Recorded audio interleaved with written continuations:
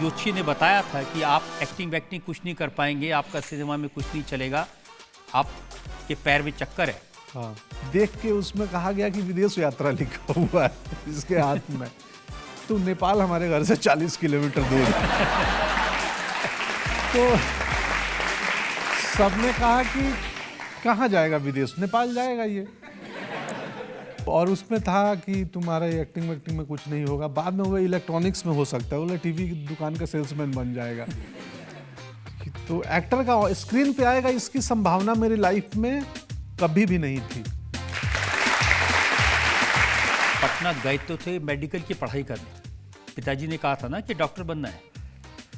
मुझे लग गया था कि मुझसे नहीं होगा। और डॉक्टर में भी डर लगता है, एक्टर में भी डर लगता है। तो बात टर हो गई, डॉक्टर नहीं बना, एक्टर बना। होटल में भी आपने काम किया, आपने वहाँ भी शरारत की, मनोज वाजपेयी के जूते चुरा लिए।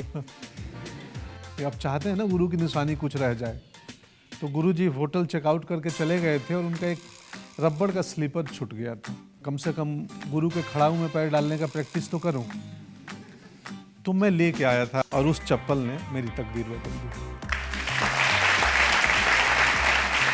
आप एक डेली सोप कर रहे थे, उसमें विलन का रोल कर रहे थे और उस समय गैंग ऑफ वसेपुर का रोल मिला, क्रूशल सीन था, उसको छोड़ के आप गायब हो गए और गैंग्स ऑफ वसेपुर में काम करने चले गए।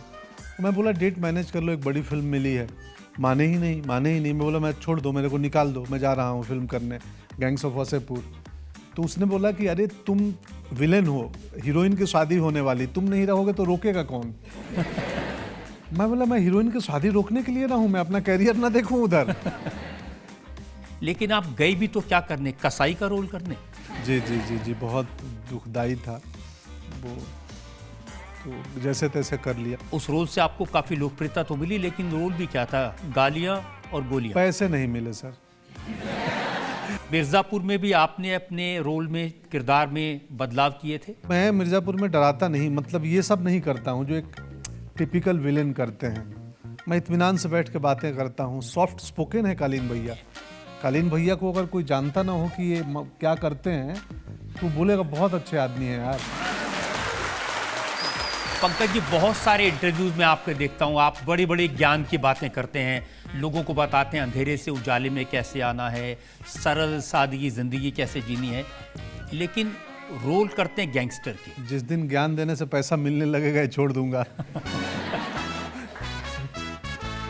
आप रोल में पूरी जान लगा देते हैं, लेकिन मैंने सुना कि एक्टिंग चल रही होती है, सीन चल रहा होता है, आप सो जाते हैं। जिस सीन में देखना कि नाइट का लाइटिंग है और मैं ऐसे किया हुआ हूँ, तो मैंने एक्टिंग को इतना साध लिया है ना कि सोए सोए में कर लो।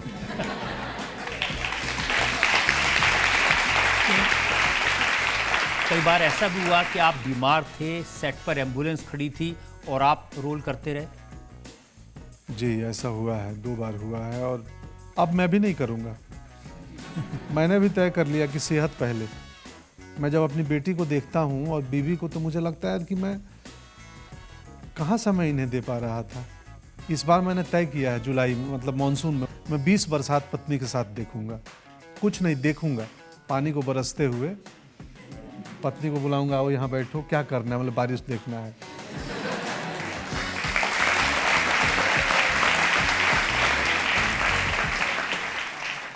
और ऐसी बरसात में कोई साइनिंग अमाउंट की बारिश लेकर आया तो बोलेंगे छाते के नीचे रख दो। सर, आजकल गूगल सर्च करो तो ये पता चलता है कि आप एक फिल्म का 4 करोड़ साइन करते हैं, लाइक लेते हैं। वो आपकी इनकम पूछ रही हैं। तो क्या ये सच बात है सर? सच नहीं है, ज्यादा लेते हैं इससे?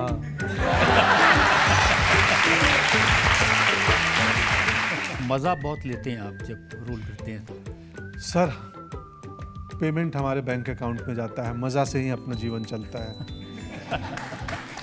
तो मज़ा सिर्फ असली कमाई है दोस्त। मज़े में ट्रेवल करो, उसकी कोई कीमत नहीं है और वो बेशकीमती है। सबसे महंगी चीज़ है मज़ा। अटल जी पर फिल्म बना रहे थे तो अटल बिहारी वाजपेयी के बारे में भी पढ़ा। जी बहुत पढ़ा, लेकिन मुझे अफसोस है कि शूटिंग के पहले मैं आपसे नहीं मिला। एक पहलू और आ जाती।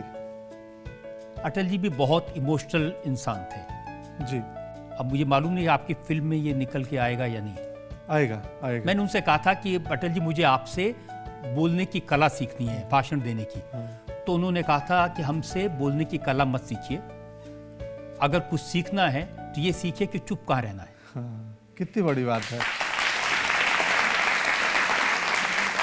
किसी भी फिल्म से आप अपना एक फेवरेट डायलॉग सुना दीजिए। आप जिस शहर में नौकर बन के आए हैं, हम मालिक हैं उस शहर के।